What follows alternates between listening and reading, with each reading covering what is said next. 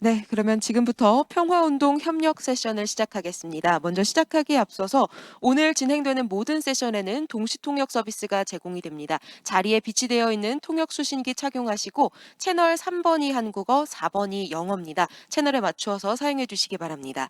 또한 2021 DMZ 포럼 많은 분들께서 온라인을 통해 참여해주고 계시는데요. 감사의 말씀 드리면서 이곳 현장 역시 정부의 방역 지침을 철저히 준수해 운영하고 있다는 점 말씀드리겠습니다. 저희 관계자 전원은 안전하고 또 안심하면서 참여하실 수 있도록 최선을 다하겠습니다. 문재인 정부의 한반도 평화 구상을 주제로 진행되는 평화운동 협력 세션 함께해 주실 연사님들 소개해 올리겠습니다. 먼저 전 통일부 장관을 역임하신 인제대학교 김현철 교수님께서 좌장을 맡아 진행해 주시겠습니다. 고맙습니다. 이어서 국가안보전력연구원의 김성배 수석연구위원님 역시 함께해 주시겠습니다. 환영합니다. 그리고 북한대학원대학교 양문수 교수님 자리하셨습니다. 고맙습니다. 마지막으로 통일연구원의 김상기 연구위원님께서도 오늘 이 자리 함께해 주십니다. 고맙습니다. 그러면 이제 저는 좌장님께 마이크를 넘기겠습니다. 부탁드리겠습니다. 예, 고맙습니다. 오늘 저희들이 세 분의 발표를 듣고 토론을 진행하도록 하겠습니다. 그러면은 먼저 비핵화와 한반도 평화 체제에 관련돼서 김성배 국가안보전략연구원 수석연구위원님의 발표를 듣도록 하겠습니다. 15분 말씀하시죠.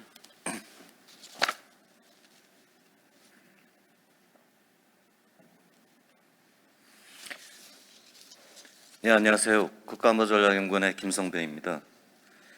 제가 오늘 발표를 맡게 된 것은 이제 문재인 정부 평화 프로세스를 일종의 중간 평가랄까요? 이렇게 해서 좀 돌아보는 것인데요.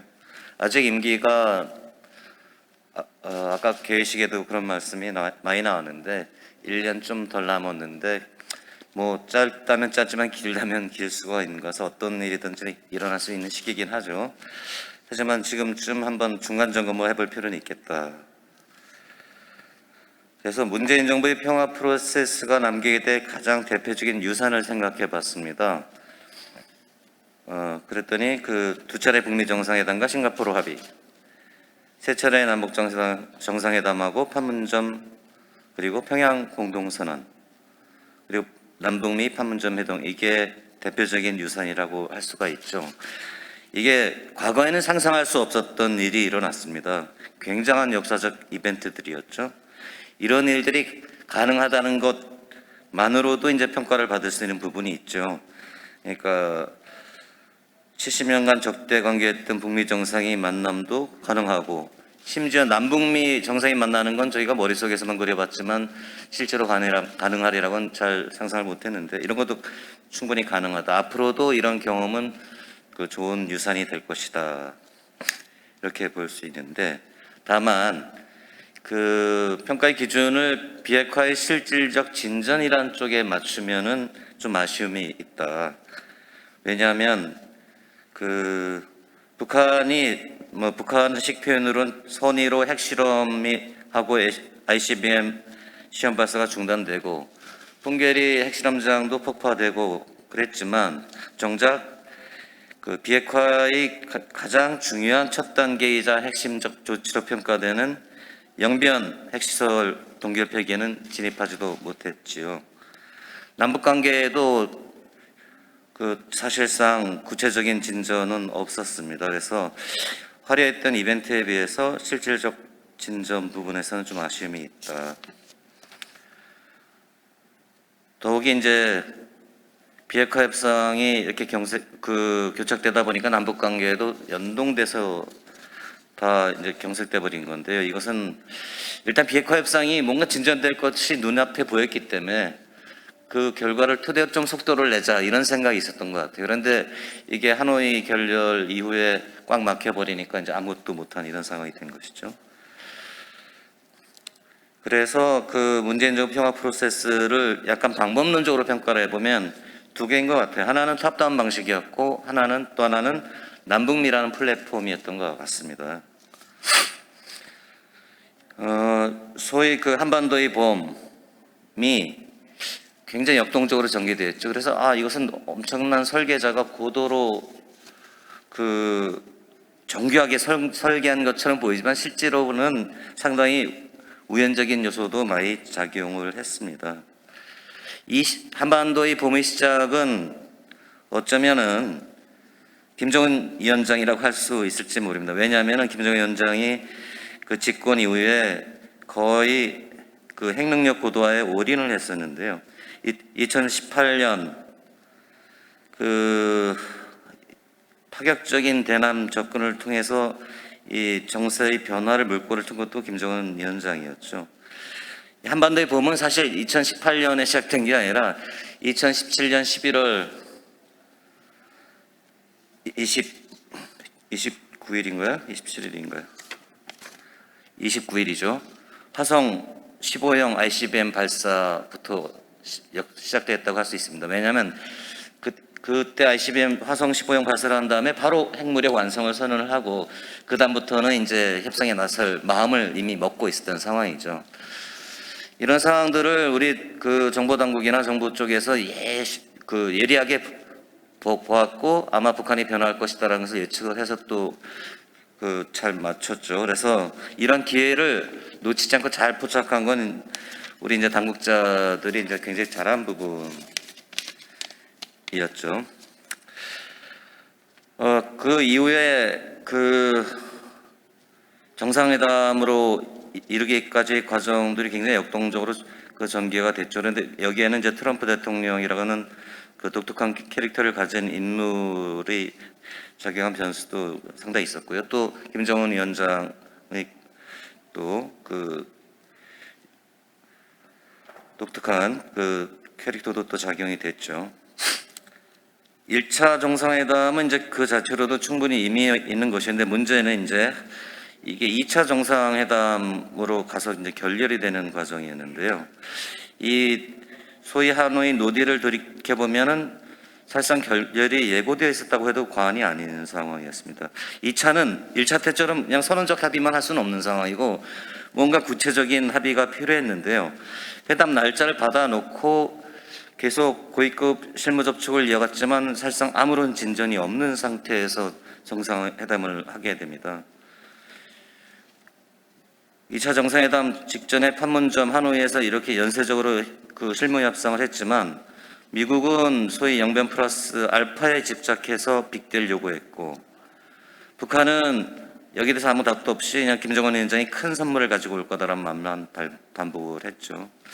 통상적으로 이럴 때는 이제 개최되기 어려운 게 보통인데 강행이 됐습니다.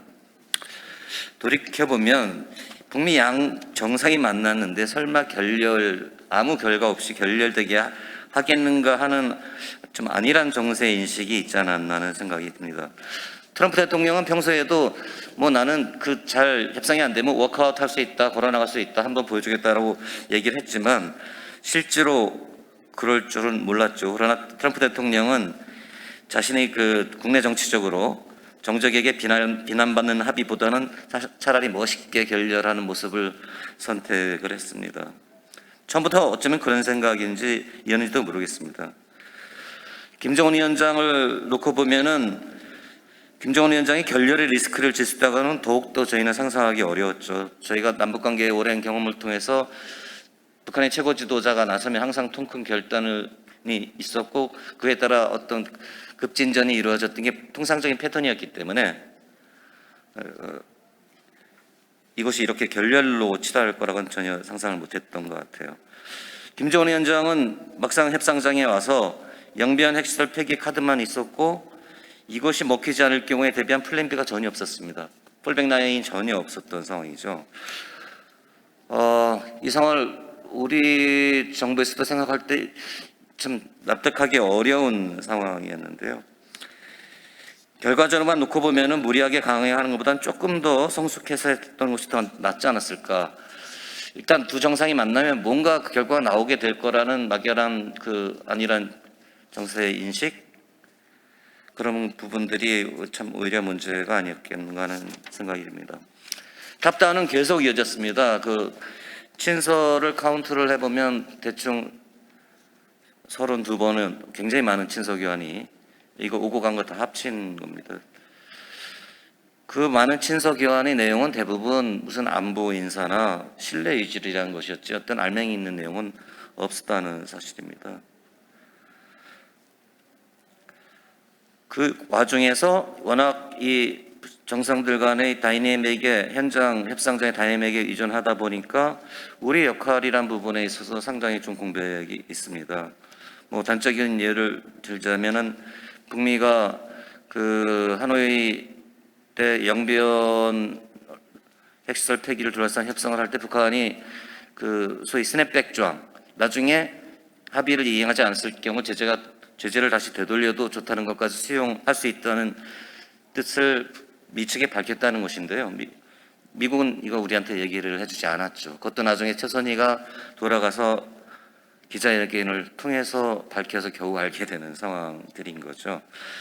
그래서 사실상 북미 양자의 좀 위전적인 구조였던 것이 있다라고 이제 솔직하게 얘기를 해야 될 것 같습니다. 결론에 대신해서 이제 그 전망하고 약간의 제언이랄까 좀 하면은요. 제가 이 당시에 이게 벌써 한 달 전에 써놨는데 조금 정세 변화가 있습니다. 그 바이든 행정부의 대북 정책 검토 결과가 나왔고, 우리 정부도 많이 설득을 하고 또 미국 조야에서도 그 얘기를 해서 싱가포르 합의를 존중한다는 입장으로 갔죠. 내일이면 한미 정상회담이 열리는데 아마 더 나아갈 것 같습니다. 그 싱가포르 합의뿐만 아니라 아마도 판문점 선언에 대한 인용도 있을 것으로 예상이 되는 상황이라서 적어도 협상이 완전히 제로 베이스로 처음부터 다시 시작하는 상황은 일단 피한 거는 같습니다. 그렇긴 하지만 일단 이 남북미 정상 사이에 채택된 공동성명을 토대로 가는 것이 일단 중요하다. 그리고 그런 방향에서 좀 일단 잘 진행이 되고 있는 것 같고요. 비핵화가 진전이 되기 위해서는 그 정치적인 상징적인 이벤트 못지않게 구체적 합의 이루는 게 굉장히 중요하다. 조금씩이라도 나아가는 그런 부분이 중요하다는 말씀을 드리고 싶고요. 특히 영변 핵시설 동결 폐기는 북으로서도 굉장히 큰 결심을 했던 건데 이 부분을 가시적인 결과로 만들어내지 못한 게 상당히 좀 아쉽죠. 이게 미국 책임이냐, 북한 책임이냐, 우리 정부 책임이냐라고 그렇게 얘기를 하시는 분들도 있지만 뭐 결과적으로 보면은 미국, 북한, 우리 다 책임이 있어 보입니다. 또 하나는 그 남북관계 발전을 비핵화 협상에 연동시켜서는 우리가 정세를 주도적으로 끌어나가서는 사실상 불가능하다는 것을 재확인하게 되었습니다. 사실 비핵화 협상이라는 게 아주 잘 돼도 그래서 비핵화 과정에 들어가더라도 수십 년이 걸리는 그러한 일인데 여기에 모든 것들을 걸어놓고서 남북관계는 그 뒤에 따라가겠다고 한다면 아무것도 안 되는 상황이라는 걸 어떻게 보면 너무도 당연한 건데 다시 한번 절감할 수가 있었죠. 그래서 이제는 좀 평화가 비핵화를 선행하고 남북관계가 비핵화를 이끌어가는 쪽으로 전략적인 좀 초점을 맞췄으면 좋겠고요. 내일 한미 정상회담에서도 저도 적어도 남북관계, 남북대화, 교류, 대북 관여 더 욕심을 내자면 남북 협력에 대해서도 좀 지지를 이끌어내어서 중요한 남북 경우에 대해서는 유엔 대북 제재의 그 레짐에 좀 예를 획득해 나가는 방식으로 돌파구를 찾아 나가는 것이 좋을 것 같다. 마지막으로 북미 양자 협상이 굉장히 중요하긴 한데 이 오로지 북미 협상 틀에만 의존해서는 이 합의 구속 이행력에 좀 문제가 있을 것 같아요. 차라리 중요한 플레이들을 중국을 포함해서 다 같이 참여하는 것이 낫겠다. 특히 유엔 제재 메커니즘의 어떤 뭐랄까 변화를 주고 이러기 위해서는 더욱더 그런 부분이 더 필요할 것 같고요. 그래서 양자 협상하고 다자트를 좀 병행해서 중심적으로 가는 게 좋겠다라는 말씀을 드리고 제 발표를 마치겠습니다. 예, 고맙습니다. 이게 비핵화와 평화 체제와 관련돼서 2018년의 봄 그리고 2019년 하노이 회담의 실패 그 과정에 대해서 아주 짧지만은 핵심적으로 평가해야 될 부분들을 짚어주셨고요.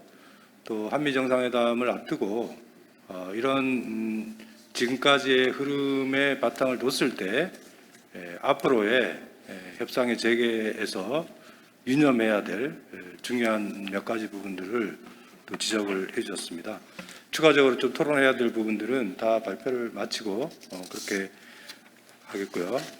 다음 발표를 듣도록 하겠습니다. 평화경제 어디까지 왔나 하는 제목으로 양문수 북한대학원 대학교 교수님께 부탁드리겠습니다.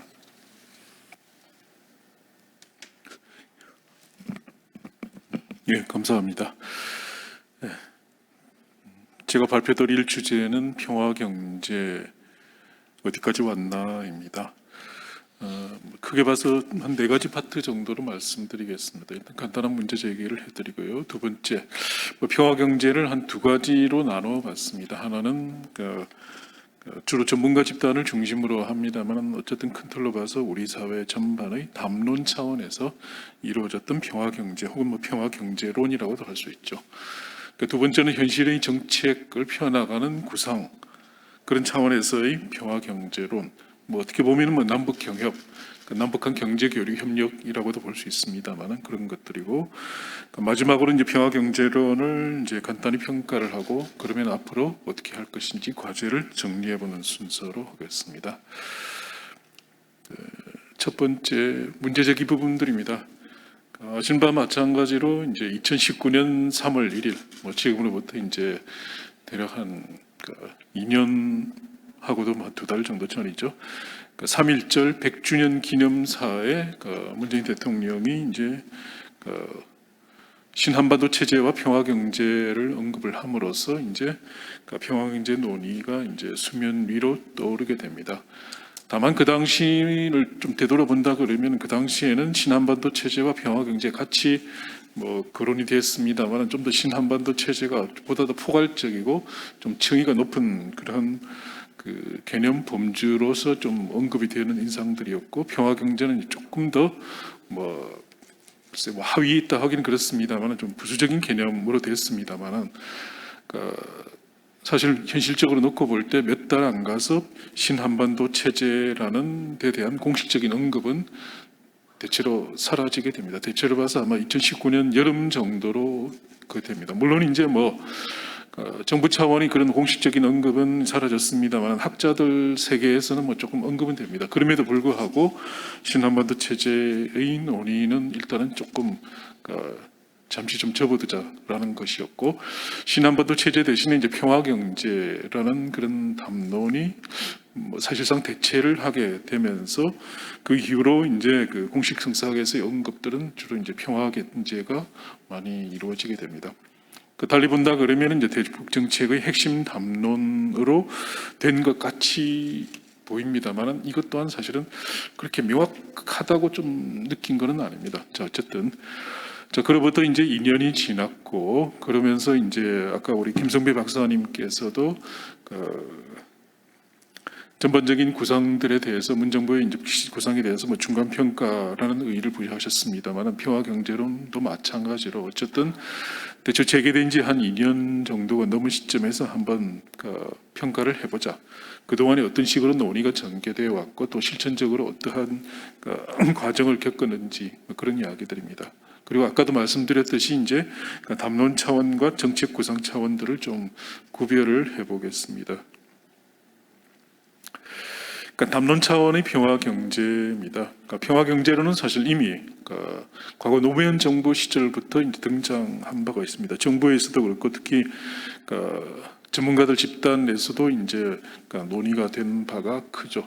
당시에는 물론 뭐 평화 경제론이냐 아니면 뭐 경제 평화론이냐 그 이전부터 사실은 이제 DJ 정부 시절부터 있었던 이른바 기능주의적인 그런 접근들, 즉 이제 교류 협력이 증대가 되면은 이게 평화에도 긍정적인 영향을 미친다는 것이었는데 이제 그런 부분들이 현실에서도 약간 좀 문제 제기를 받음에 따라서 이른바 평화 경제의 선순환이라는 이제 신근행주의로의 그러한 뭐 전환 내지는 진화 발전으로 가는 과정들이 노무현 정부 시절에도 있었습니다. 대체로 봐서 이제 남북 관계에서 이제 정치와 경제의 관계들 혹은 남북 간 교류 협력과 이제 평화와의 관계들에 대한 이야기들이고 그 정치와 경제의 관계 그리고 국제 환경을 포괄적으로 뭐 이론화 시도했다는 부분들입니다.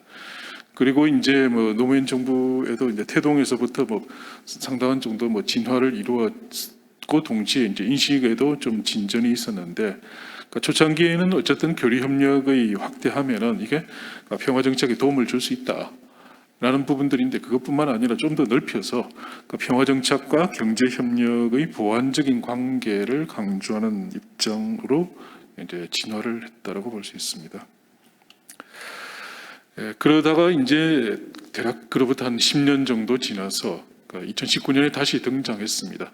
다시 등장해서 뭐 정부 차원에서도 뭐 평화 경제론을 좀 더 발전시키기 위해서 이론적으로 발전시키고 심화시키기 위해서 노력을 했습니다만은 이제 정부 출연 연구기관들, 국제 연구기관들을 중심으로 전문가들 세계에서 담론을 체계화, 발전화시키려는 노력들을 했습니다.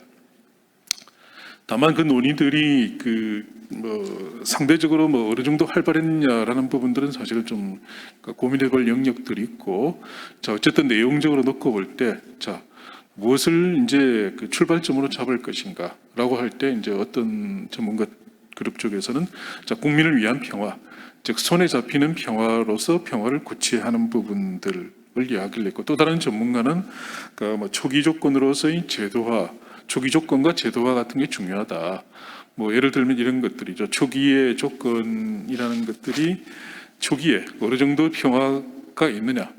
출발 당시의 평화의 크기라는 것들이 결국은 이후에 경제 협력으로 발생하는 그런 성과들이 크기를 결정한다. 그 또 하나 이제 지금 어떻게 보면 이제 2018년의 경험 그리고 2019년, 20년의 경험도 그렇습니다만은 어떻게 보면 이제 2018년에 이제 남북한 정상회담 그리고 9.19 회담과 같은 형태로 평화를 조금 그래도 약간 손에 잡히는 형태로 이제 잡힐 듯 했다가 그거마저도 약간 후퇴했다라는 인식이 든다 그러면 역시 제도화라는 것이 중요하구나. 제도화의 중요성을 이제 다시 한번 철감하는 형태, 뭐 그러한 부분들이라고 봅니다. 다만 이제 그 전문가들도 각자 본인이 처했던 그런 학문적인 배경 내지는 뭐 여러 가지 관점에 따라서 달리 보는데, 뭐 어찌됐든 이게 그냥 뭐 평화 경제라고는 합니다만은 뭐 이게 평화 쪽에 방점을 찍을 거냐 경제에 방점을 찍을 거냐라는 부분들은 사실은 조금 논의들이 여러 가지라고 봅니다. 형태상으로 놓고 보면 이제 이런 것들이죠. 경제만은 아닌 것 같다. 어쨌든 경제뿐만 아니라 정치, 외교, 군사 분야까지도 포괄하는 부분들이고, 그 다음에 이제 지금의 뭐 상태에 대한 고민들도 마찬가지입니다. 아까도 말씀드렸듯이 이제 일정 정도 평화를 어쨌든 소민에 잡히는 형태로 조금 잡았고, 그것이 이제 경제 협력을 이제 추진할 수 있는 동력이 되는 듯이 보였습니다만은 뭐 제재 문제가 걸리면서 이게 동력을 못 받고, 그러면서 이제 뭐 여러 가지 또 복합적인 요인들에 의해서 손에 잡혔던 그 평화 그마저도 결국은 이제 손에서 빠져나가려는 부분들이라고 한다 그러면은 다시 또 이제 뭐 되돌아오는 상황들이라고 해야 되나요? 아니면은 어쨌든 이제 뭐 평화의 일정 수준의 구축, 뭐 아주 평화를 뭐 고도의 수준으로 뭐 구축을 하는 것은 아니지만은 어쨌든 남북 경제 협력이라는 것이 일단은 출발을 할 수 있고, 그리고 그 출발한 것들이 뒤돌아오지 않을 정도의 어느 정도의 평화를 구축하는 것이 선결 과제인데, 자 그러면 이제 그러한 평화를 어떻게 구축할 것인가라는 부분들입니다. 그것은 기본적으로 이 경제의 영역을 아마 좀 뛰어넘는 것이 아닌가. 즉 이제 경제 분야의 노력 노력도 필요합니다만 역시 정치, 군사, 외교적인 측면에서의 노력이 결국 병행되어야 되는 것이 아닌가라는 부분들입니다. 이러한 하나에서도 보듯이 사실은 이제 평화 경제론이라는 것들은 그 지향성에 대해서는 다들 공감을 하고 특히 기존의 그런 담론들을 뛰어넘는 그러한 아주 그 장점에도 불구하고 좀 더 이제 찬찬히 들여다본다 그러면 특히 이제 구체성의 측면에서 이제 들여다본다 그러면 여전히 채워야 될 부분들이 많은 것 같습니다. 달리 본다 그러면 이제 비어 있는 부분들이기도 되겠죠. 그러니까 예를 들면 이런 것들이죠. 평화와 경제의 순수한 구조에서 도대체 어떤 평화를 이야기를 하는 것이냐. 되게 보면 이제 그 담론의 세계에서는 그런 것 같습니다. 똑같은 개념이라 하더라도 이 사람은 이렇게 개념 규정을 하고 저 사람은 저렇게 개념 규정을 함에 따라서 이게 서로의 소통이 원활하지 않은 부분들이고 평화 같은 경우도 뭐 흔히들 이야기하는 뭐 소극적인 평화냐, 적극적인 평화냐에 따라 다 달라지는 부분들이라고 봅니다. 근데 사실은 그거보다도 더 중요한 부분들이 이런 거라고 봅니다. 평화와 경제의 선순환이 결국은 이제 평화 경제는 핵심인데 이 목표를 어떻게 달성할 것인가? 사실은 how의 문제입니다.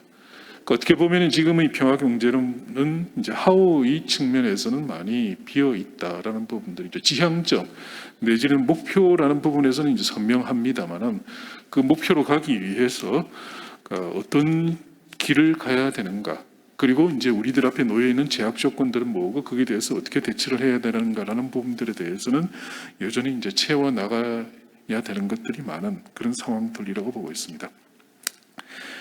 다른 차원에서 한번 보겠습니다. 현실이 이제 정책 구상 차원들이죠. 아까 이제 우리 김성회 박사님 발표에도 있었습니다만은 이제 남북은 2018년에 정상회담에서 이제 많은 합의를 이루었습니다. 경제 분야에서도 남북한 교류 협력에 이제 합의를 했습니다. 여기 지금 자료에도 나옵니다만은 427, 919에서 판문점 선언에서는 동해선과 경의선 철도 도로를 연결하고 현대화하여 활용하기 위한 실천적 대책을 취해 나가기로 합의를 했습니다. 기존에 이제 그 김대중 노무현 정부 시절에서의 각각 정상회담에서는 동해선과 경의선 철도 도로 연결까지만 나옵니다. 근데 여기서는 이제 연결해서 한두 걸음 더 나아가서 현대화하고 또 그 현대화된 시설들을 활용을 하기 위한 대책이라고 좀 더 포괄적으로 정리를 했고 또 어떻게 보면 이제 교류 협력의 범위와 심도가 더 깊어지고 넓어진 것이라고 볼 수 있죠. 이어서 이제 평양 공동선언에서는 물론 이제 조건이 갖춰지는 대로라는 또 뭐 전제가 붙긴 합니다만은 어쨌든 개성공단과 금강산 관광 사업을 정상화하고 그리고 이제 서해 경제 공동특구 및 동해 관광 공동특구를 조성하는 문제를 협의하자라고 이야기를 합니다. 뭐 개성 금강산에 대한 그 언급이 있을 것은 예상을 했습니다만은 이제 서해 경제 공동특구 그리고 동해 관광 공동특구는 사실 처음 나온 거였죠. 물론 이제 뭐 서해 경제 공동특구를 어느 지역으로 할 것인가 그 부분에 대해서는 이제 당연히 남북한 간에 계속 협의를 해야 되고 동해 관광 공동특구 같은 경우도 뭐 협의 여지가 있습니다만은 지금까지 이제 북한이 여러 가지 뭐 정책이나 그런 언론급에 비춰놓고 볼 때 금강산과 원산을 연결하는 그런 것들이 되지 않느냐라고 했습니다만 어쨌든 그런 문제를 협의하고자 했습니다. 결국 이러한 그 여러 분야의 그 특히 남북 경제교류 협력에 합의를 했습니다만은 그리고 이제 이후에 그 후속 회담들을 통해서 실천을 하려고 그랬죠. 이행을 하려고 했습니다. 그리고 뭐 남북한 철도 도로 연결 같은 경우에는 뭐 착공식까지 걸었습니다만 철도 같은 경우에는 그럼에도 불구하고 전반적으로 이행이 되지 않았습니다. 바로 이 부분이 이제 지금 뭐 북한이 그 남한에 대해서 가지고 있는 불편한 마음 내지는 아주 뭐 그 남북 관계를 현재 어렵게 만드는 핵심이라고 지적하는 부분들입니다. 그러니까 아시는 바와 마찬가지로 이제 북한의 그런 그 잇따른 핵실험 이후에 2016년 3월부터 유엔 차원에서 북한에 대한 여러 가지 제재를 취하게 됩니다. 대체로 봐서 그러니까 실질적인 내용이 있는 것은 한 5가지가 됩니다. 2016년 3월부터 2017년 11월까지 이제 이루어진 것이고, 그것이 바로 김정은 위원장이 트럼프 대통령과 하노이 회담에서 민생 분야라는 이제 대상을 좀 더 국한시키긴 했습니다만은 풀어달라고 해제해 줄 것을 요청한 바로 그 5개의 유엔 국제사회 유엔의 대북 제재 그 5개가 됩니다. 따라서 이제 미국 입장에서는 그러한 그 제재가 이완될 것에 대해서 강한 우려를 표명을 했습니다. 특히 이제 하노이 회담 이후에는 더더욱 그렇죠. 이전에도 하노이 회담 이전에도 미국은 그 제재의 그러한 그 완화 해제에는 아주 강경한 태도를 보였습니다만은 하노이 회담에서 이제 북한 김정은 위원장이 어쨌든 그 민생 분야라고 이제 조건을 달았습니다만은 제재 5개를 다 해제해 줄 것을 요구했기 때문에 더더욱이 미국 입장에서는 그렇구나. 제재가 이게 제대로 되는지 아닌지 되게 논란이 많았지만은 어쨌든 제재가 북한을 많이 아프게 하고 있구나. 그 이제 확신을 가지게 되면서 제재를 절대로 풀어줄 수는 없다라는 강경한 입장을 작용을 하게 됩니다. 또 하노이 회담 이후에 마침 지금 그 한미 정상회담이 이제 열리고 있습니다만은 바로 그 하노이 정상회담 이후에도 작년 봄에 이제 한미 정상회담이 열렸는데 그 자리에서 이제 문재인 대통령이 트럼프 대통령에게 그 개성공단과 금강산 부분들에 대해서 이제 언급을 합니다만은 트럼프 대통령이 그 제재가 걸리기 때문에 그것은 곤란하다라고 이제 명시적으로 부정적인 입장을 취했습니다. 자, 그래서 어쨌든 이런 제재 이완에 대한 미국의 강한 우려가 작용을 해서 남북한 간의 합의는 이행이 되지 못하고 있는 상태입니다. 그런 상황에서 2019년을 보내고 2020년에 이제 우리 정부 차원에서는 이제 2가지가 이제 새로운 아이디어가 나옵니다. 첫 번째는 개별 관광입니다. 2020년 작년 1월달에 이제 문재인 대통령의 이제 신년 기자회견을 통해서 그냥 금강산 관광에 대해서 좀 제재 때문에 어렵고 더욱이 이제 북한이 사실은 그 몇 달 전에 김정은 위원장이 이제 금강산을 방문을 해서 남쪽의 시설들이 보기 싫다, 드러내라라고 사실은 지시한 부분들도 영향이 미치진 않았겠습니다만 어쨌든 그러한 기존의 방식은 저런 거였죠. 현대아산이라는 사업자가 단체 관광객을 모집을 해서 보내는 것이었는데 이제는 그런 것이 아니고. 직접 가든 아니면 제3국을 통해서 가든 어쨌든 개별적으로 남한 사람이 북한을 방문하는 이른바 개별 관광을 제시를 합니다. 그러면서 그 맥락은 이제 문재인 대통령의 이런 발언이었죠. 앞으로 남북 관계는 지금 사실은 이제 그런 언급 내지는 묵시적인 인식들도 있었던 것들이죠. 기본적으로 남북 관계를 북미 관계 계속 연동을 시켰다. 그러다 보니까 정말 남북 관계가 점점 더 설당을 잃었다. 따라서 이제 앞으로는 남북 관계는 북미 관계보다 조금 더 반발짝 앞서간다. 내지는 더 이상 남북 관계를 북미 관계에 연동시키는 것은 좀 그렇다라는 이제 발언과 같은 맥락에서 나왔다고 봅니다. 그러면서 이제 그 문재인 대통령의 그런 발언 이후에 통일부에서 얼마 이후에 개별 관광에 대한 구체적인 아이디어를 냈습니다. 3가지 방안이 그렇고 그 다음에 현실적으로 어떤 장벽들이 있고 사실은 저런 부분들이었죠. 북한 입장에서도 금강산을 다시 이걸 한다라는 이야기들을 했던 상황들이고 사실은 이제 법도 이미 개정을 한 상태가 됩니다. 그래서 이제 북한도 사실은 이런저런 부분들이 있어서 호응을 못했는데 사실은 그거 못지않게 더 중요한 것이 바로 오늘날 저희들이 지금 마스크를 쓰고 있는 이 상황, 즉 코로나가 작년 1월 말부터 이제 전 세계적으로 확산이 되었던 것이죠. 즉 이제 그 문재인 대통령의 언급 그리고 통일부의 그런 발표 바로 그 시점부터 이제 코로나가 이제 확산이 되면서 결국 개별 관광은 이제 그냥 파묻혀 버렸습니다. 그로부터 대략 한 몇 개월 이후에 이인영 현재 통일부 장관이 이제 그 취임을 준비하던 시절부터 이제 그 아이디어로 나왔던 것이 이제 작은 교역이었죠. 그러니까 제재 대상이 아닌 생수나 생필품 그런 류들을 북한과 물물 교환식으로 이제 교환하는 아이디어를 제시를 합니다. 그리고 그것이 이제 추진이 되다가 북측 파트너인 그 개성고려 인삼무역회사라는 회사가 제재의 대상이다라는 언론 보도가 나왔습니다. 그러니까 언론 보도가 나온 이후에 통일부에서는 우리는 이미 인지하고 있었다. 그게 그 변수는 아니다라고 했습니다만은 저희들은 상황은 알 수 없죠. 어쨌든 이후로 작은 교역은 성사되지 못했습니다. 그런 상황에서 이제 현재까지 이르게 되었습니다. 그러니까 어쨌든 이제 전반적인 남북 간 합의를 이행하려고 했던 부분들을 제재에 걸려 있었고, 그리고 그거를 돌파하기 위한 조그만 아이디어들, 그러니까 개별 관광과 작은 교역도 북한이 호응을 하지 않은 데다가 이제 코로나라는 변수가 지나쳤답니다. 그래서 사실 이제 지금의 평화 경제론이라는 것이 이제 등장 직후부터 이제 크고 작은 동면에 직면했습니다. 어떻게 보면 한반도 정세 그리고 최근의 여건이라는 것이 평화 경제 구상과는 사실은 정반대 방향으로 갔습니다. 따라서 이제 구상이 비현실적이라는 비판은 되게 많이 제기됐던 부분들이죠. 그리고 또 하나 달리 본다 그러면 담론으로서의 평화 경제론도 사실은 그 지향성과 그 목표 부분에서는 상당히 훌륭합니다만은 구체성과 완결성의 측면에서는 여전히 많은 과제를 안고 있는 부분들입니다.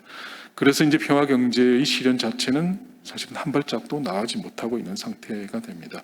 아까도 말씀드렸듯이 이제 고강도 제재의 벽에 있고, 북한은 남한이 미국 때문에 약속을 이행하지 않고 있다고 비난을 하고 있습니다.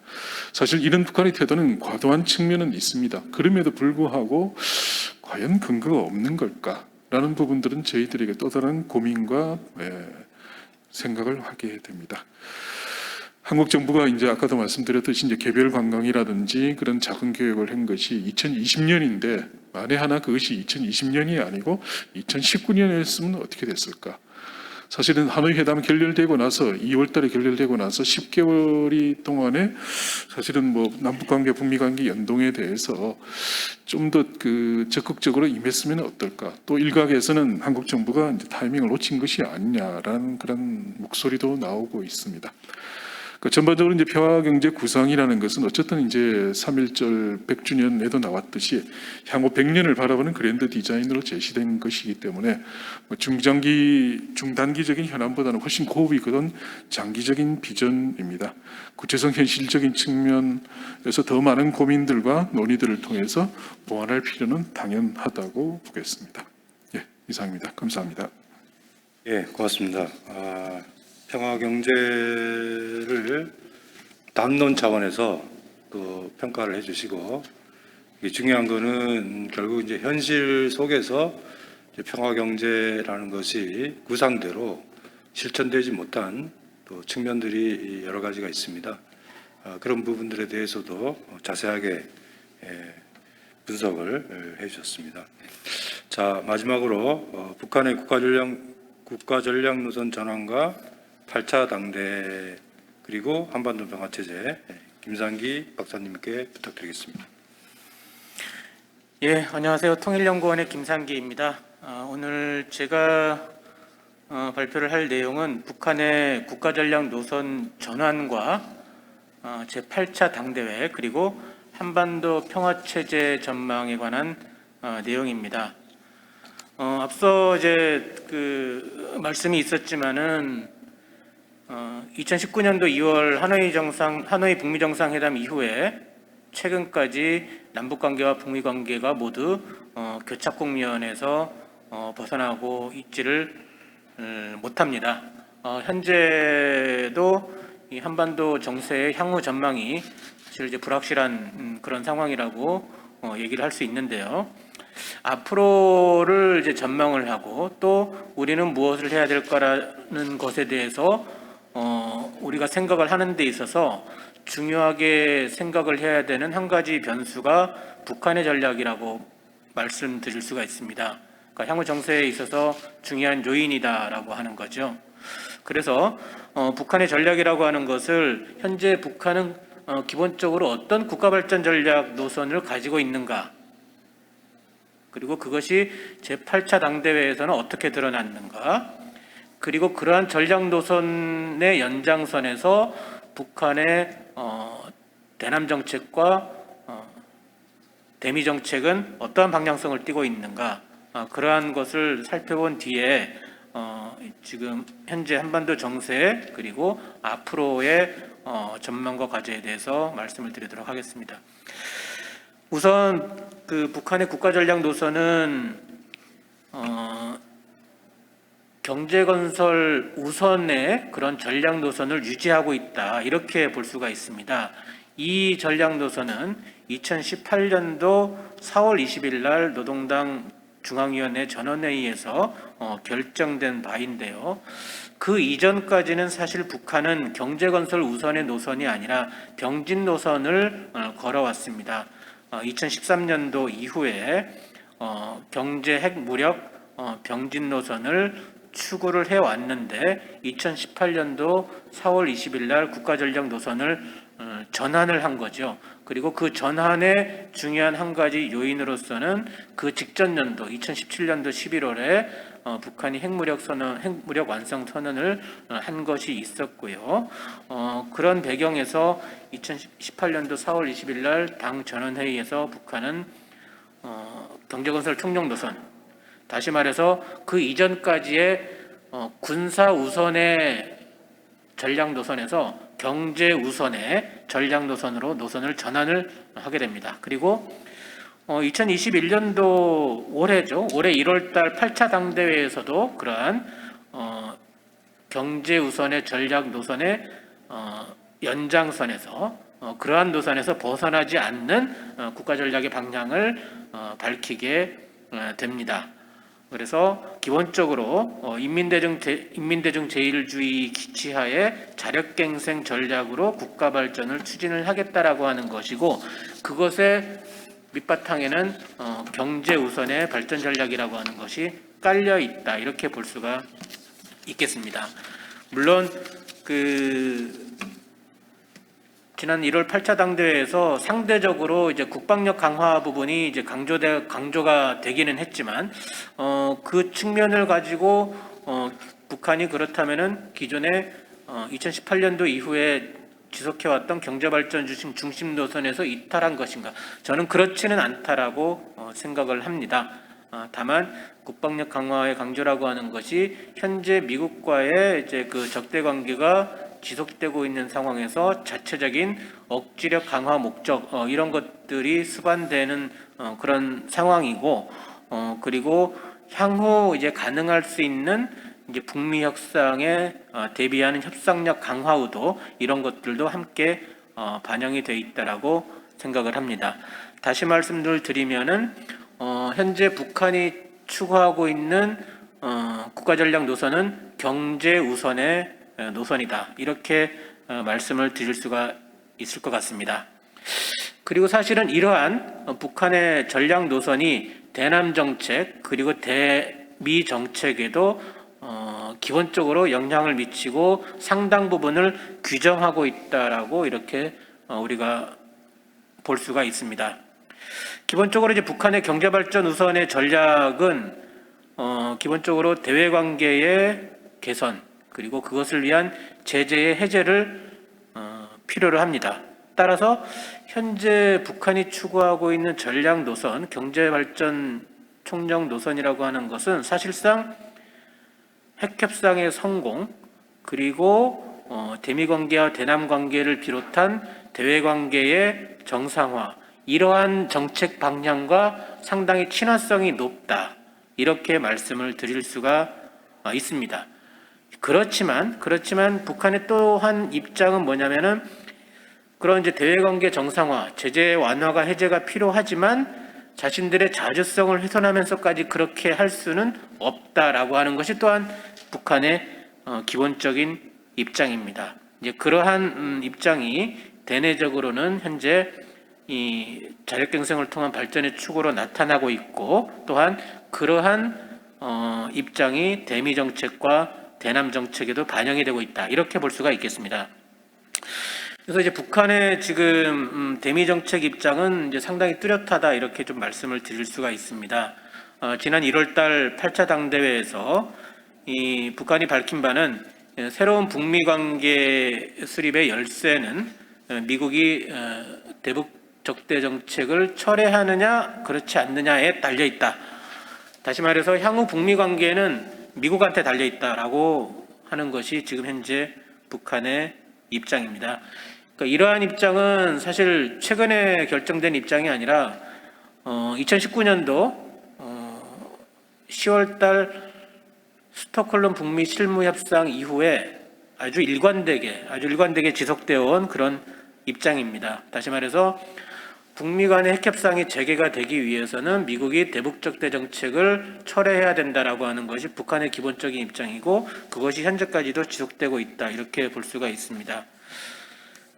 그리고 그 기본적인 이제 그러한 입장 하에서 이제 대미 정책 원칙으로 강조하는 것이 이제 강대강 선대선 원칙을 강조를 하고 있고요. 풀어서 말씀드리면은 미국이 계속해서 북한에 대해서 제재와 압박 중심의 정책으로 나온다면은 북한도 그렇게 이제 대미 강경책을 고수할 것이다 이런 입장이고요.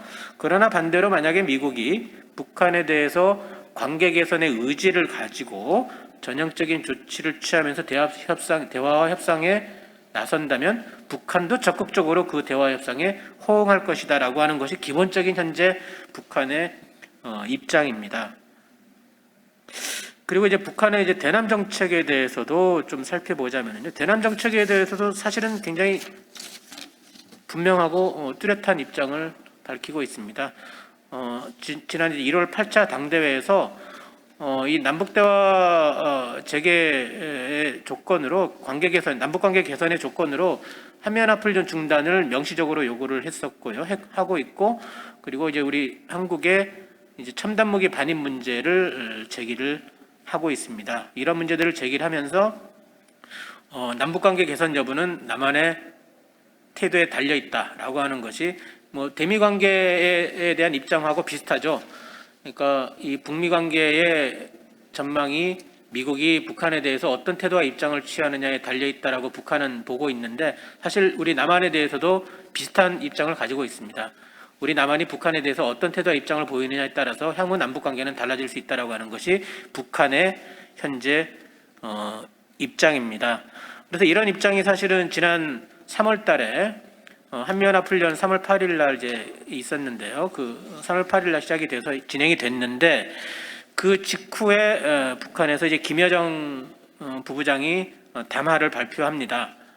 이 한미연합훈련 실행을 매우 강하게 비난을 하면서 이 남북 관계가 다시 이제 3년 전 봄날과 같이 돌아가기가 어려울 것이다.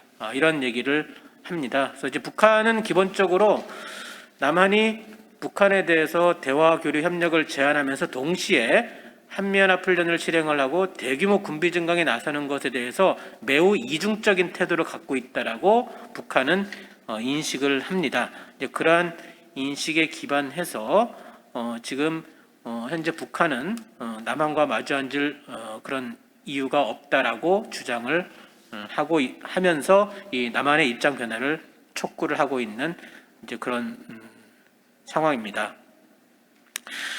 그리고 이제 우리가 또 한 가지 살펴볼 변수가 뭐냐면은 북한의 이제 전략 환경과 관련해 가지고요. 미중 관계 부분인데요. 이 미국과 중국 간의 경쟁이 북한의 전략 환경에 이제 중요한 영향을 미치고 있다. 이렇게 좀 볼 수 있는데요. 한 가지 우리가 좀 눈여겨봐야 될 것이 미국이 이제 중국을 견제하는 정책을 펼치고 있다고 하는 것은 이제 세상이 다 알고 있는 반대. 이제 그것의 이제 구체적인 내용은 동맹의 규합과 강화 이렇게 나타나고 있고 또 한 가지가 이제 군사적 억지의 강화 이런 거죠.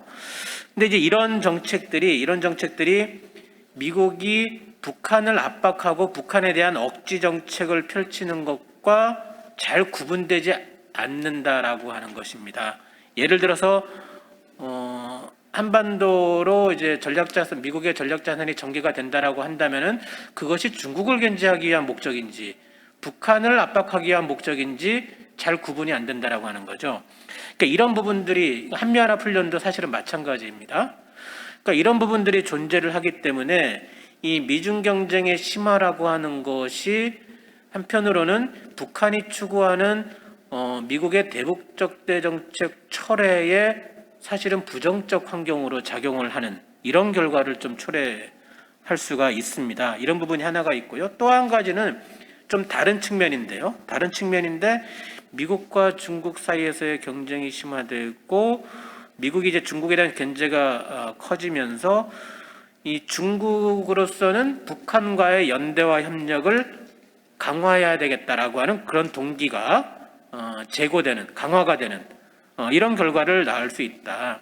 이것은 어떤 결과를 낳을 수 있느냐면은 만약에 미국이 북한에 대해서 추가적인 대북 제재를 취하려고 할 때 유엔에서 유엔 안보리에서 그런 것을 북한에 대한 추가적인 대북 제재를 논의하고자 할 때 중국이 그것에 대해서 동의하지 않을 가능성이 매우 높아지는 이런 부분들이죠. 이런 이제 양쪽의 부분들이 다 있다라고 하는 것이고요.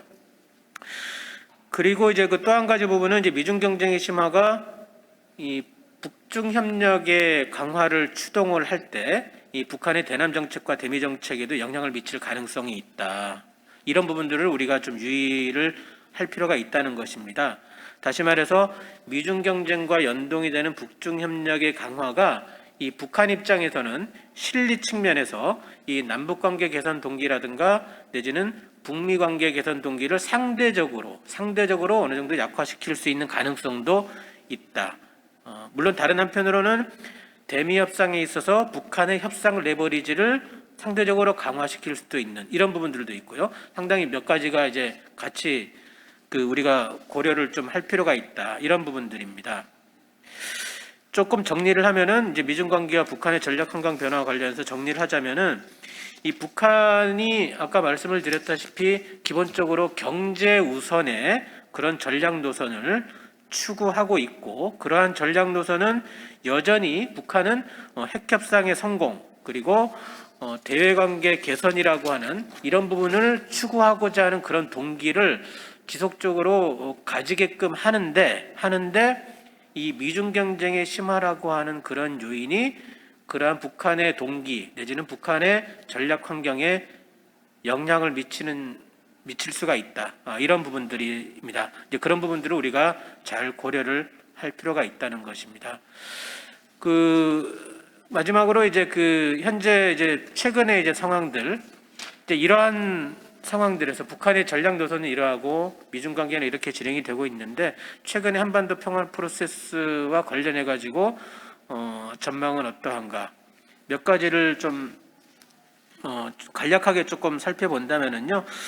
우선 최근에 이제 남북 관계가 이제 경색 국면에서 벗어나지 못하고 있고 불확실성이 이제 지속이 되고 있고 아마도 당분간은 현재 북한이 이제 아까 말씀드렸던 우리 한국에 대한 그런 입장이 남북 관계에 대한 입장이 쉽게 변하지는 않을 것 같습니다. 그래서 당분간은 이제 남북 대화 복원이 쉽지는 않을 거라고 보여지는데요. 이제 그렇지만 이제 계기가 될 수 있는 것이 이제 이 8월 한미연합 훈련 문제가 하나의 중요한 계기가 될 수 있다. 다시 말해서 북한이 지금 명시적으로 한미연합 훈련의 중단을 요구를 하고 있기 때문에 그것에 대해서 우리가 어떤 입장을 취하느냐에 따라서 남북 관계는 다시 복원이 될 수도 있고 아니면은 조금 더 장기적인 교착 국면으로 진행할 가능성도 존재한다. 이렇게 좀 볼 수가 있겠습니다. 다시 말씀드리면은 만약에 우리 정부가 8월 한미연합 훈련을 연기하거나 취소하는 그런 결정을 한다면 남북 관계가 다시 복원의 계기를 맞을 수 있는 이런 가능성도 저는 상당히 있다 이렇게 좀 보고요. 그리고 그런 부분들은 남북 관계뿐만 아니라 북미 대화 재개 여건에도 상당히 중요한 영향을 미칠 수 있다는 것입니다. 그리고 이제 북미 관계 관련해 가지고 이제 잠깐만 이제 추가적으로 말씀을 드린다면은 지금 이제 굉장히 이제 북미 관계에 관련해 가지고 지금 현재 중요한 시점에 이제 현재 직면하고 있는 그런 상황인데요. 이제 한미 정상회담이 이제 진행되고 있는 상황이고, 그래서 아까 이제 김성회 박사님 발표에서도 이제 말씀을 해주셨지만은 바이든 행정부가 대북 정책 검토 결과를 이제 내놓았습니다. 그래서 우리가 거기서 중요하게 살펴볼 부분이 이제 싱가포르 공동선언에 기초한 접근, 또 한 가지 중요하게 살펴볼 부분은 단계적 합의를 추구한다. 이런 것인데요. 이 두 가지 부분은 사실은 이제 향후 북미 협상을 전망하는 데 있어서 상당히 긍정적인 요소라고 말씀을 드릴 수가 있습니다. 그렇지만 여전히 한 가지 좀 아쉬운 부분은 미국이 이제 그 대북 정책 관련된 얘기를 하는 데 있어서 북미 대화 재개 여건에 관한 부분들은 아직 모호하다. 그것에 관해서는 분명한 입장을 아직 얘기하고 있지 않다. 이것이 이제 앞으로 이제 상당히 이제 북미 대화가 재개될지 말지에 있어서 상당히 이제 중요한 부분이다. 다시 말해서 이 북한은 이제 대북적대 정책 철회라고 하는 거를 분명한 대화 재개 요건으로 제시를 하고 있고, 미국은 아직 그것에 대해서 분명한 조치라거나 내지는 메시지를 보내고 있지 않은 상황입니다. 그렇기 때문에 여기에서 이 문제가 생기거나 내지는 아니면 이 미국이 이제 그러한 관련된 조치라든가 이행을 메시지를 보낸다면은 대화가 재개가 될 수도 있는 이런 상황에 지금 이제 놓여 있다, 이렇게 볼 수 있습니다. 그래서 이 북미 대화 재개 요건에 대해서 우리가 분명하게 좀 그 환경들을 만들어 나가는 것, 이것이 굉장히 좀 중요한 부분이라고 얘기를 드릴 수가 있고, 이제 북한에게 대화에 응할 명분을 제공을 할 필요가 있다라고 하는 것이죠. 제 얘기의 포인트는. 그리고 그 명분을 제공을 하는 데 있어서 가장 핵심적인 조치는 이제 8월 한미연합훈련의 연기라든가 취소, 이런 부분들이 될 수가 있다라고 좀 말씀을 드릴 수가 있고요. 그리고 이제 그 이외에 이제 미국의 대북적대 정책 철회와 관련된 이제 몇 가지 조치들도 있을 수 있는데요. 예를 들어서 이제 북한에 대한 이제 여행 금지 조치 해제라든가 테러 지원국 지정 해제라든가 이런 부분들도 이제 있을 수가 있고요. 하지만 가장 핵심적인 부분은 한미연합훈련 문제가 아닐까, 이렇게 조금 생각을 해봅니다. 이 정도로 일단 마치겠습니다. 예, 고맙습니다. 하노이 회담 실패 이후에 북한의 어떤 전략적인 변화, 그런 부분들에 대해서 자세하게 분석을 해주셨습니다. 앞으로 협상을 재개하는 데 있어서 북한이 어떤 그 원칙과 기준을 갖고 현재 정세에 임하느냐 하는 것을 정확히 파악하는 것도 매우 중요하지 않나라는 생각이 듭니다. 저희들이 주어진 시간이 이제 한 20몇 분 정도 남았는데요. 아무래도 오늘 많은 분들이 관심을 갖고 있는 것은 이제 내일 한미 정상회담이 결과가 이제 발표가 되는데요. 이 한미 정상회담 이후에 이 한반도 정세가 어떻게 펼쳐질 것인가 하는 것입니다. 그래서 오늘 세 분 발표자 분들에게 향후 한반도 정세를 전망하는 데 있어서 몇 가지 중요한 부분들에 대한 의견을 좀 듣고자 합니다.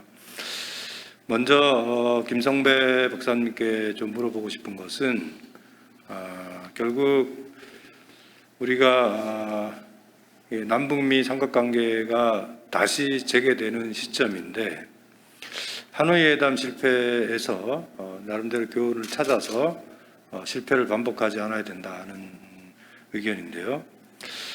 여기서 중요하게 고려해야 될 요소는 이 미중 전략 경쟁의 심화가 이 비핵화와 평화 프로세스에 어떤 영향을 미칠 것인가 하는 것입니다.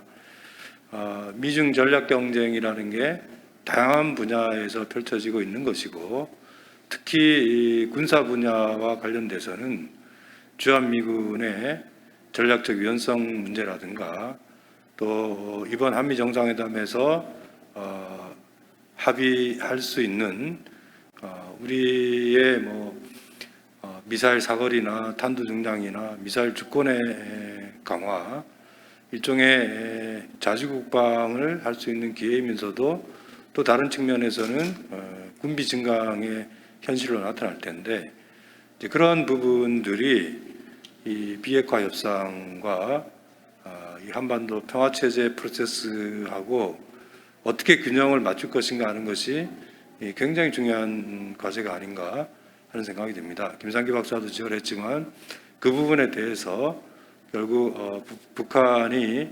그 문제와 이 문제를 동시에 본다라고 그랬을 때는 이 협상의 유인을 어떻게 마련할 것인가 하는 것도 굉장히 어려워지지 않을까 하는 생각도 드는데요. 그 부분에 대한 의견을 좀 듣고 싶습니다.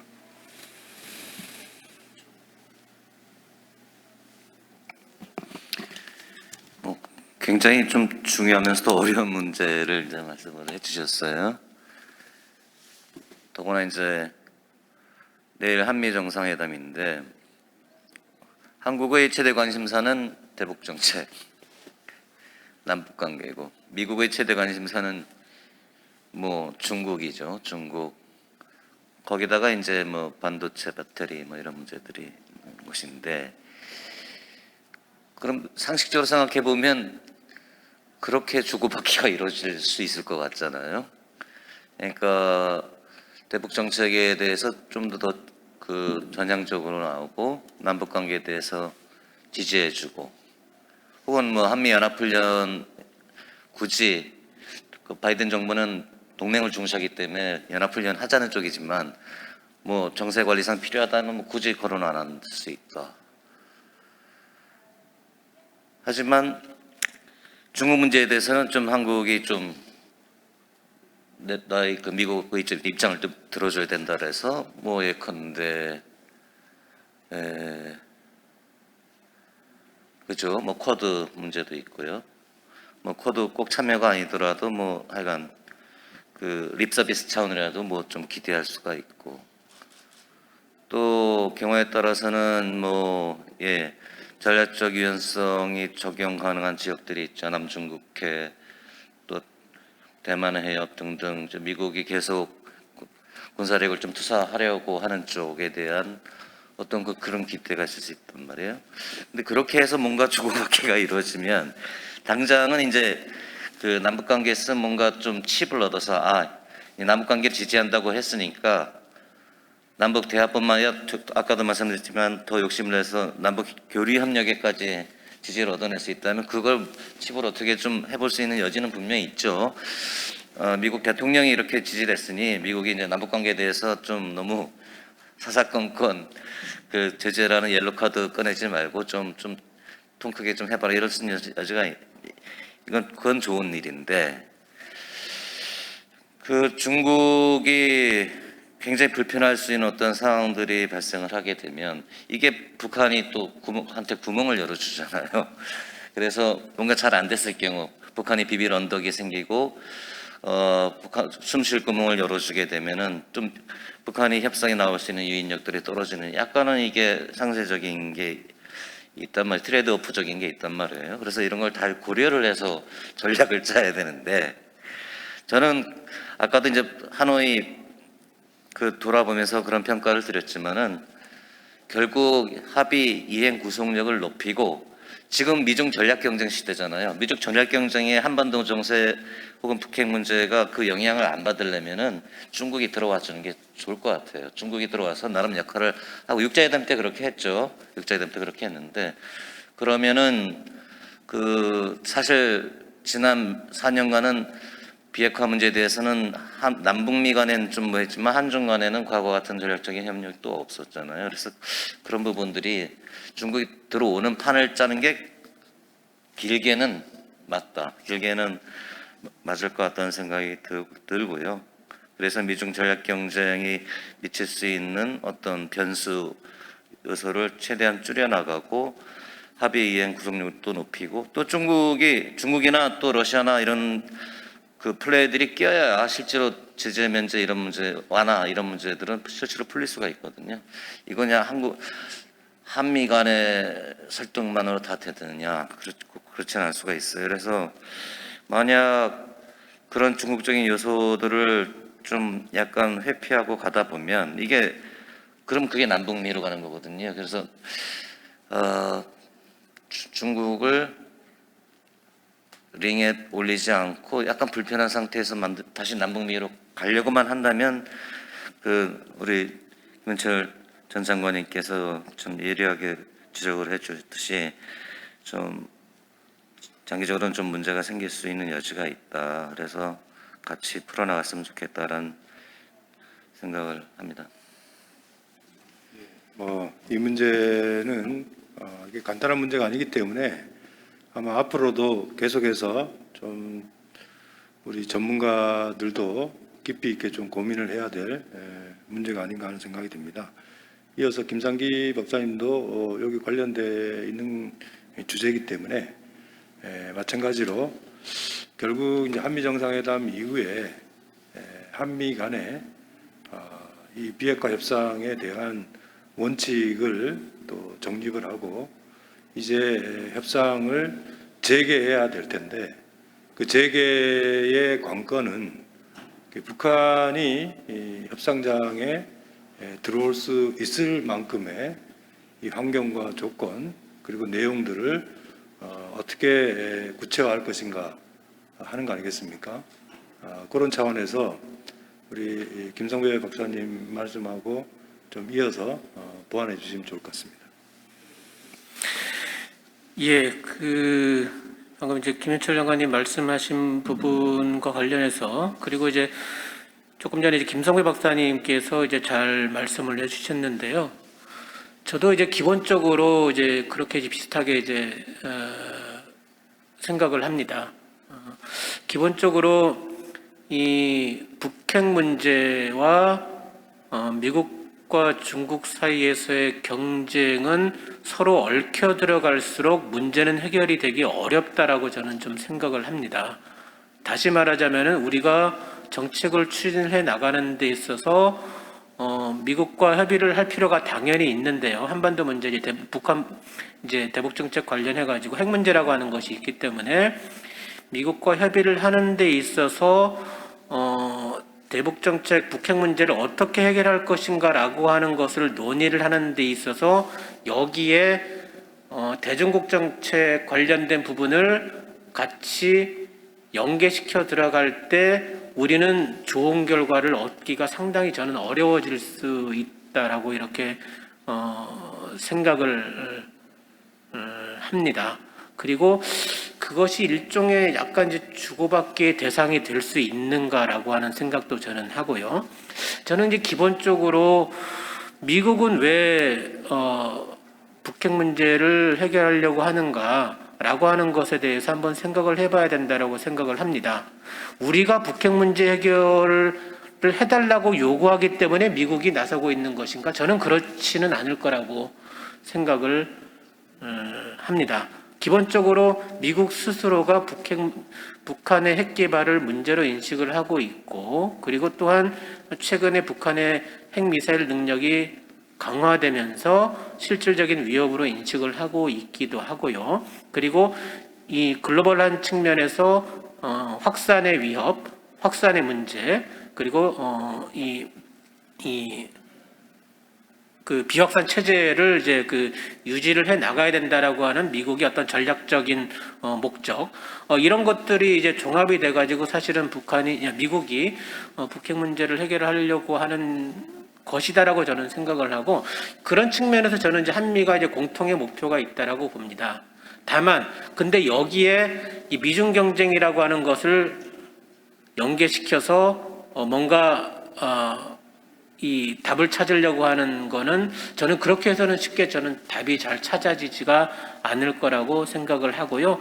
근데 구체적으로 중요한 한 가지 이유는 아까 이제 김성배 박사님 이미 이제 말씀을 하셨는데, 실질적으로 북핵 문제를 해결해 나가는 데 있어서도 평화체제와 비핵화를 이루어 나가는 데 있어서 중국의 협력이라고 하는 거는 사실상 필수적인 요소입니다. 예를 들자면은 이제 평화체제를 우리가 구축을 하기 위해서는 이제 핵심적인 요소가 되는 것이 평화협정이라고 얘기를 드릴 수가 있는데, 평화협정은 뭐 과거에 이제 당사자 논의가 그것과 관련된 논쟁들이 있기는 했습니다만은, 이제 사실상 2000년대 한 중반 이후로는 평화협정의 당사자는 이제 사자라고 하는 거의 공감대가 지금 이루어진 상태입니다. 다시 말해서 남북미중 사자가 한반도 평화협정에 이제 사인을 할 당사자라고 하는 그런 공감대가 있는데요. 그것이 의미하는 것처럼 한반도 평화체제 구축에 있어서 중국의 협력은 이제 필수적이다. 예, 그런데 우리가 이제 이 북핵 문제와 미국의 대중국 견제 정책 이것이 같이 엮여 들어갈 때 우리가 그것을 이제 호응을 한다거나 이런 입장을 취할 때 한중 관계가 상당히 어려워질 수 있는 부분들이 있고, 이렇게 됐을 때 우리의 평화 체제와 비핵화의 과제는 어떻게 달성이 될 수 있는 것인가, 이런 부분들을 우리는 분명하게 고민을 해봐야 된다라고 생각을 하고요. 아까 이제 김현철 장관님 말씀하셨지만은 북중 관계 부분도 우리가 굉장히 긴밀하게 면밀하게 우리가 살펴볼 필요가 있다. 이렇게 생각을 합니다. 이제 미중 간의 경쟁이 북중 간의 협력을 강화시키고 북한의 전략적 동기가 어느 정도 좀 변할 수 있는 이런 상황이 이제 전개가 될 수 있다라고 하는 이런 부분들을 우리가 같이 고려를 해야 된다라고 생각을 하고요. 다시 정리하자면은 북핵 문제와 미중 간의 경쟁은 서로 저는 분리를 시키는 방향의 정책을 우리는 취해야 된다라고 이렇게 좀 생각을 합니다. 예, 양문수 교수님께는 이제 두 가지를 좀 질문드리고 싶은데요. 첫 번째는 지금 북한 경제 상황입니다.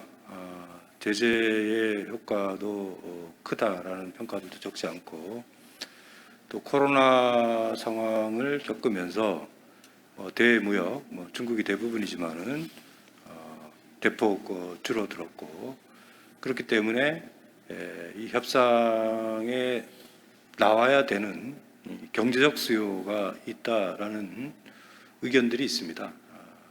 그런 부분들에 대한 박사님 의견을 좀 들어보고 싶고요. 두 번째는 지금 이제 김성배 박사님도 얘기했지만은 결국 남북 관계를 비핵화 협상이 진행되는 과정에서의 독자성을 확보하기 위해서는 이 제재와 관련돼서 그야말로 남북 경협을 포괄적 유예를 받을 수 있으면은 제일 좋은 것이고, 그것이 일정한 시점에 가능할 수 있게 노력해야 되겠지만, 또 당장에는 현재 제재 상황에서 인도적 지원이나 기타 등등 여러 가지 그 문제들에 대한 유연성을 또 발휘할 수 있는 그런 해법들도 제기가 되고 있습니다. 그래서 그런 부분들에 대한 가능성에 대해서 좀 설명해 주시면 좋을 것 같습니다.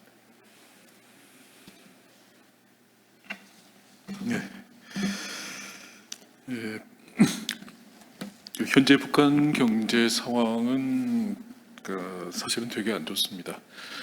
2019년 말 시점, 즉 이제 본격적으로 제재가 취해진 지 대략 한 3년 정도 지난 시점에서는 제재의 효과를 둘러싸고, 엄밀히 따진다 그러면 제재의 효과의 크기죠.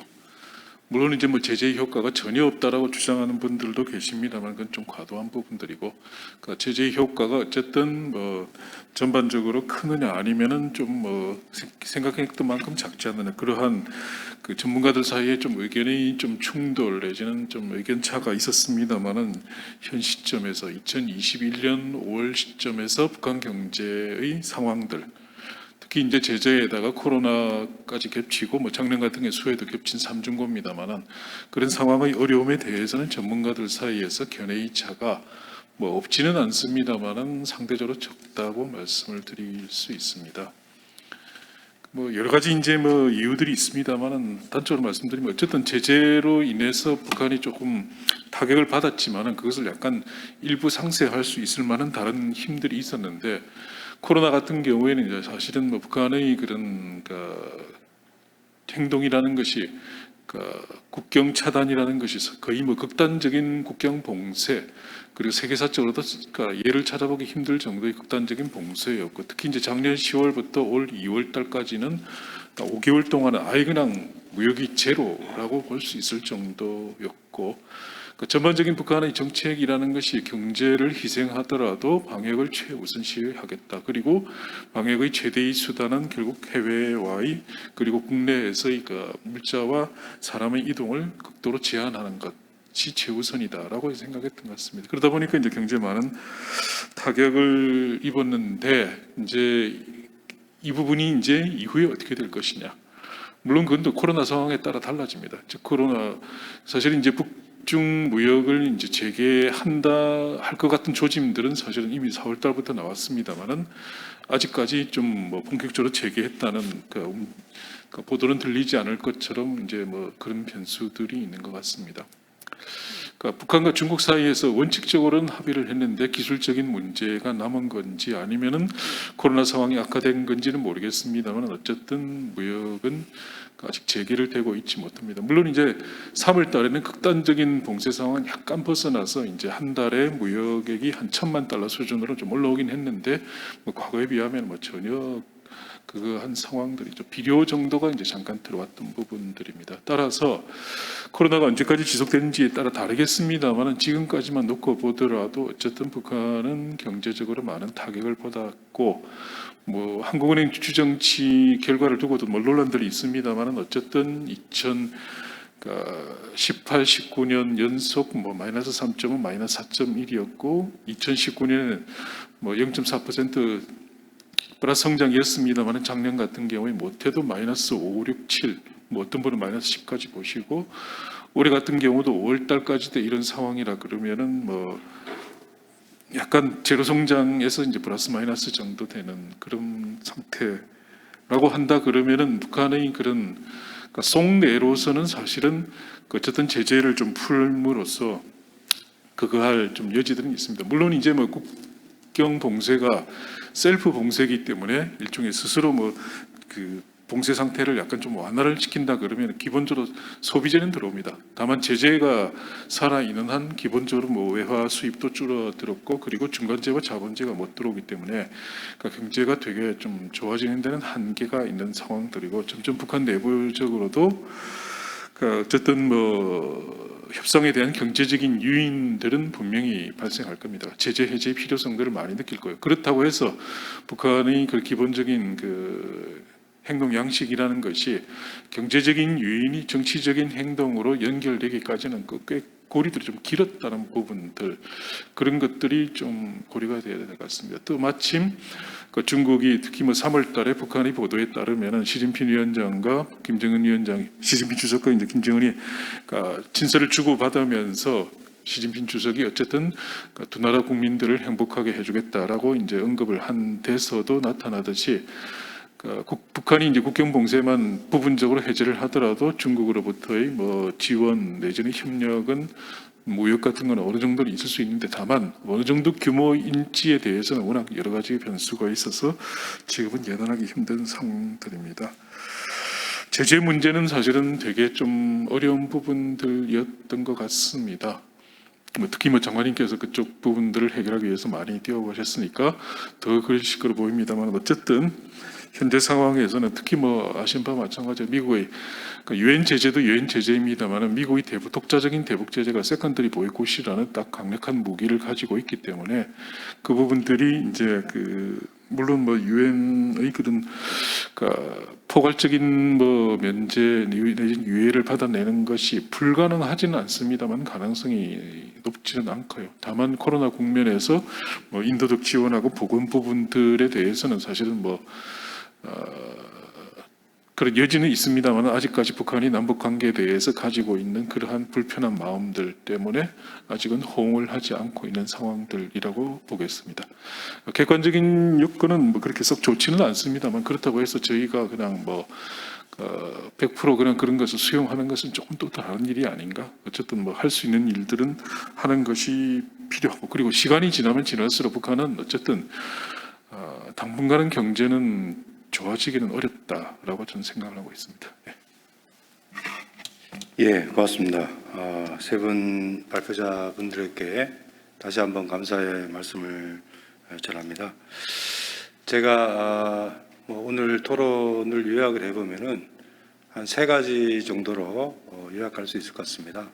첫 번째는 한미 정상회담이 그야말로 남북미 삼각관계가 재가동할 수 있는 계기가 되었으면 좋겠다 하는 것이죠. 남북미 삼각관계에는 3개의 양자관계가 있습니다. 한미관계, 남북관계, 북미관계. 한미관계에서 나름대로의 성과를 바탕으로 해서 남북관계와 북미관계를 다시 풀어나갈 수 있는 시작이 되었으면 좋겠다 하는 것이고요. 두 번째는 결국 앞으로 한미 정상회담 이후에 비핵화 협상과 한반도 평화 프로세스의 과제를 추진하기 위해서는 하노이 회담의 교훈을 명심할 필요가 있겠다 하는 생각이 듭니다.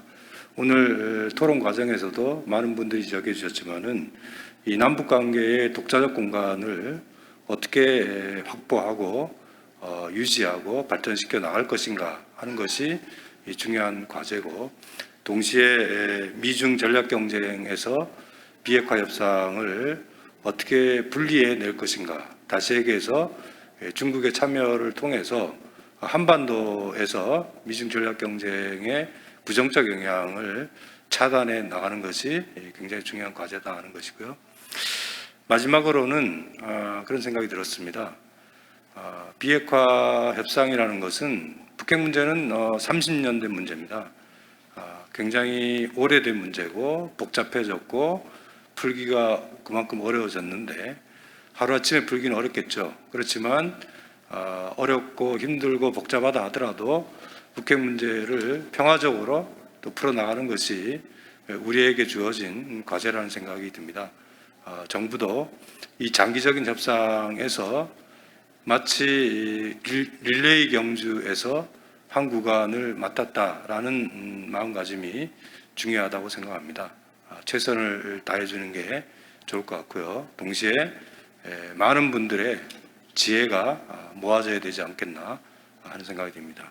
오늘 여러 가지로 발표해 주신 발표자분들 또 청중 여러분들께서 감사 말씀드리겠습니다. 이것으로 이 세션을 마치겠습니다. 고맙습니다. 네, 고맙습니다. 발제해 주신 세 분과 좌장으로 함께해 주신 김현철 교수님께 다시 한번 감사의 말씀 드립니다. 정부의 한반도 정책과 남북 관계에 대한 의견, 분석, 전망, 그리고 또 희망까지 나누어 주셨습니다.